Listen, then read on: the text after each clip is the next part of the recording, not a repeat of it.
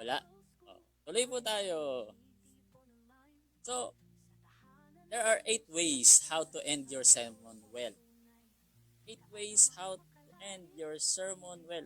Paano ko ba tatapusin ng sermon na ito? Minsan kasi, ewan ko kung meron sa inyong nakasubok na mag-preach tas hindi niya alam kung paano tapusin kasi hindi niya nalagyan ng ng conclusion. Parang hirap na hirap siyang mag-break. Tuloy-tuloy, kwento pa rin ng kwento, hindi alam kung paano tatapusin. So yun ang disadvantage pag hindi natin na-organize yung conclusion. Kaya kasama talaga sa making ng sermon outline ng conclusion, mga kapatid. Maliban kung talagang bihasa na tayo at alam natin mag-end talaga ng mga sermon. So, eto po. 8 ways. Number 1, end a sermon with a story. Kung ano yung story na yon, it's either galing din sa Bible na story, pwede rin yung story na napanood mo sa news, latest, so, story. Kalawa, end a sermon with an appeal. Appeal, maapila ka sa kanila, parang china-challenge mo sila. So yun po ang hihingi ka sa kanila ng pahintulot na hayaan nilang kumilos yung Word of God sa kanila, yung Holy Spirit na nagko-correct sa kanila, wag silang mag-retaliate, lalo silang magpakumbaba kung may tinamaan, ma-challenge sila at magbago. So, appeal. Hindi sila yung mag-a-appeal sa iyo, hindi ikaw yung unang mag-appeal sa kanila. And third, end a sermon with life application. Kulang kasi kapag minsan may mga sermon na parang Sunday school type, hindi sila nakakapaggawa ng application. Parang pinaliwanag lang nila yung salitang inspirable, profitable, dependable, pero walang kinalaman sa application in daily life. Pwede natin yung ilagay sa conclusion. So may mga ganun din kasing sermon minsan lalong-lalo na yung mga teacher style, hindi nila naibibigyan ng application. Puro explanation lang pero walang life application. So sa conclusion, pwede po natin doon ilagay lahat. And then habang nire-recapitulate natin yung first, second, third main points, puro application naman ng first, second, third. Then number 4, end a sermon with a bold statement. Kailangan kapag magkakaroon tayo ng sermon, mas bold tayo at mas confident. Iwasan natin yung salitang daw. Ang salitang daw ay confusing or doubting word.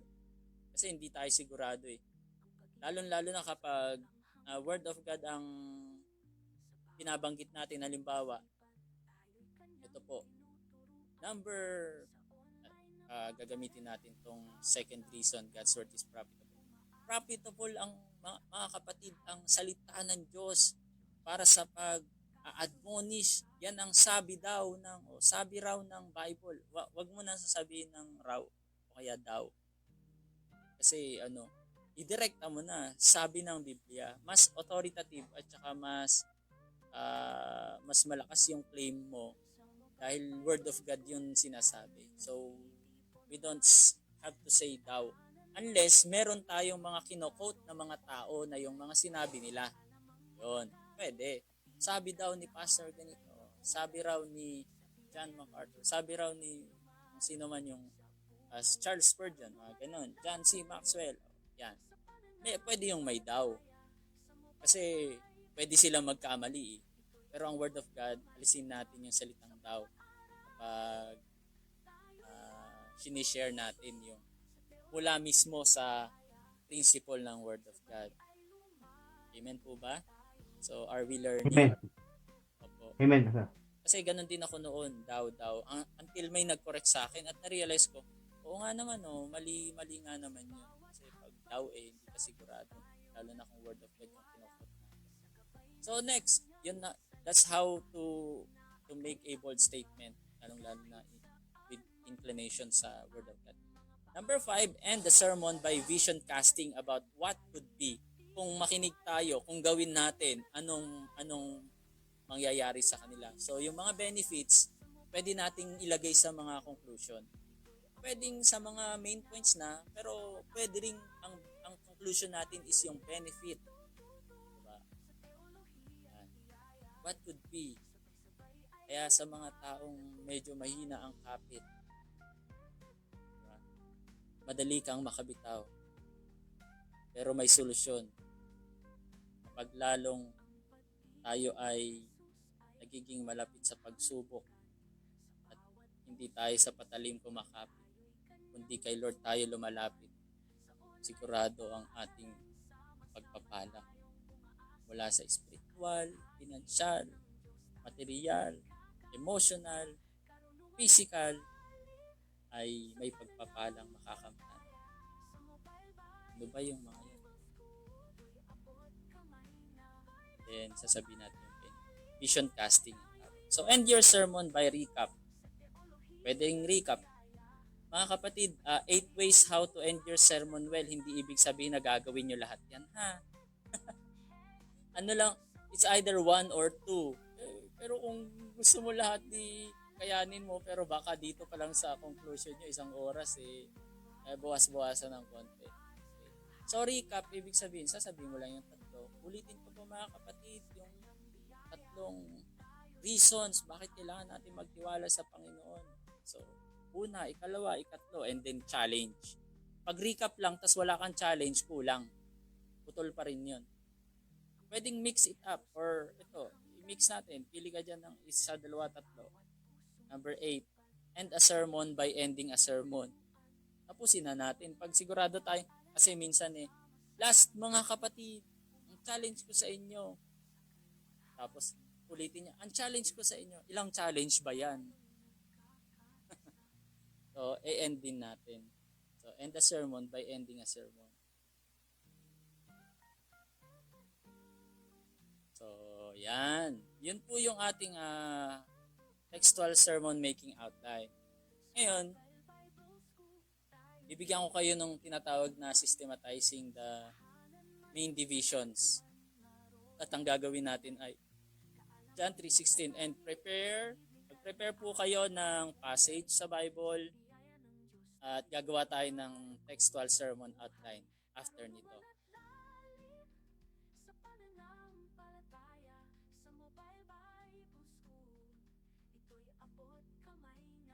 And comment tayo ng I'm ready kung ready na po kayong ituloy natin. Ready na? Amen po. Pastor, ready na po. Sige po, tuloy po natin. So, how to systematize the main points or main division. Sermon outline using this text, John 3:16. Hindi siya passage. Text lang. Pag sinabi mong passage or text passage, ay mas maraming verses. Okay, John 3:16. Ang tema natin, greatest story ever told. So the occurrence, ito yung alliteration. Alliteration means the occurrence of the same sound or letter at the beginning of adjacent or closely connected words. So beginning, yung umpisa. Yan. GG, God's grace. 2 GG, God's gift. 3 GG, God's gospel. 4, God's glory. So, yun ang tawag dito is alliteration. Mostly, kung letter G ang umpisa, lahat yan G. Ganun po. So, marami pa akong example ng alliteration na mga sermon, and most of my sermons are alliterated. And marami po ako dyang alliterated sermon. So, God's grace, for God so loved the world, yun yung pinagmulan niya. God's gift, that He gave His only begotten Son. God's gospel, that whosoever believes. Diba ganun yung gospel is, baliwala yung gospel if no one would believe. And number 4, God's glory, that have everlasting life. Sa glorification, sa gloria, ay kakamtan natin sa pagdating ng ating Panginoon. So, alam na natin yung alliteration, ano po? Alliteration, ulitin po, sa umpisang letter. Yung assonance, magkakatunog sa huling letter. John 3:16 ulit, God's our greatest story ever told. So, ang John 3:16 is a lovable news, for God so loved the world. Diba itong news na ito ay lovable? pwedeng palitan yung salitang story ng news. Greatest news ever told. Diba? Kasi mas puro news dito eh. Kaya news ang ilagay natin dyan. Pwedeng palitan. Lovable news. Dalawa, sacrificable news. That He gave His only begotten Son. Diba? Sacrificable. That whosoever believes in Him. Agreeable news. Kailangan mag-believe tayo, mag-agree tayo sa sinasabi dito. And imperishable news that have everlasting life. So, imperishable. Diba? So, papansin natin lahat ng there's a repetition of vowel sounds that create internal rhyming among nearby words or phrases. Ito yung rhyming niya. Able, able, able, able, able. Minsan, ly. Lovely. Sacrificially. Agreeably. Hindi ko alam paano magiging lito. Eternally. Di ba? Pasok. So, ganun. Pwede ring li.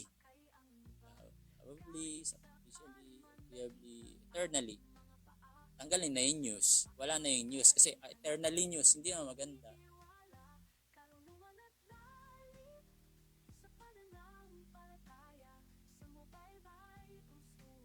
So, yun po yung assonance. And last, acrostic. Acrostic is a composition in which certain letters in each line form a word or words. So, the heart of the gospel. Ibig sabihin ng gospel.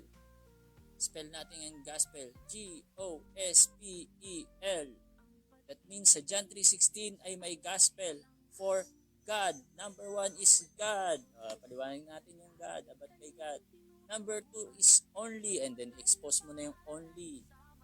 Kaisa-isa lang talaga. Magbigay ka na ng story. Pag may kaisa-isa ka bang ganito, kaya mo bang ibigay? Paano kung sinasabi mong kaya mo, ibigay mo sa taong hindi deserving sa'yo?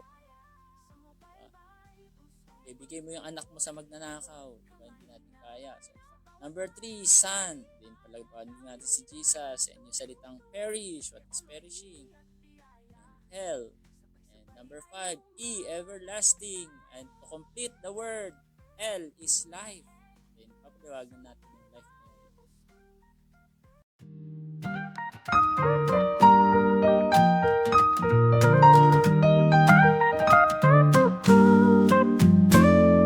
Sa Mobile Bible School, tayo'y nagtitipon online.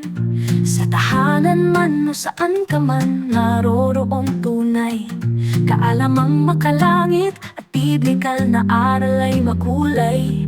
Sa biyaya ng Diyos tayo'y lumalago sa buhay, karunungan at lalim sa pananampalataya. Sa Mobile Bible School, ito'y abot kamay na.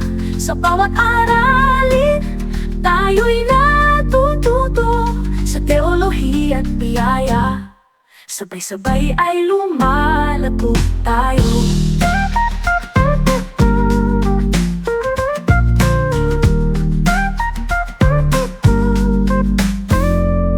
Sa bawat hakbang, sa Diyos tayo nagtitiwala.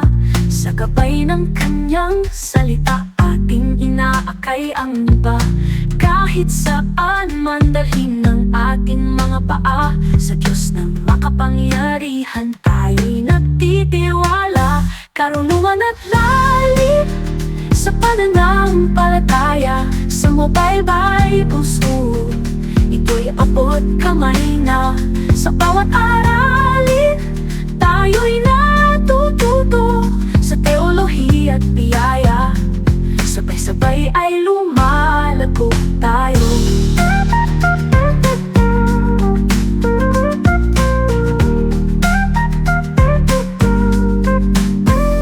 Ang pag-ibig ni Jesus ay walang hanggan. Sa bawat puso't isipan, tayo'y Kanyang tinuturuan. Sa online na paaralan, sama-sama tayong umaasa. Sa kaluwalhatian ng Diyos tayo'y nagkakaisa. Karunungan at lalim sa pananampalataya. Sa Mobile Bible School, ito'y abot kamay na.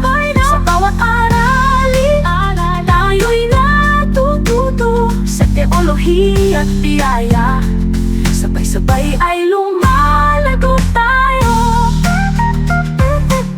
Hey, sa bukal Bible School, tayo'y naglalakbay sa pag-aaral ng salita. Tayo'y magwawagi para sa kalwalhatian ng Diyos. Tayo'y nagpupuri sa kanyang biyaya. Tayo'y nagmamahalan.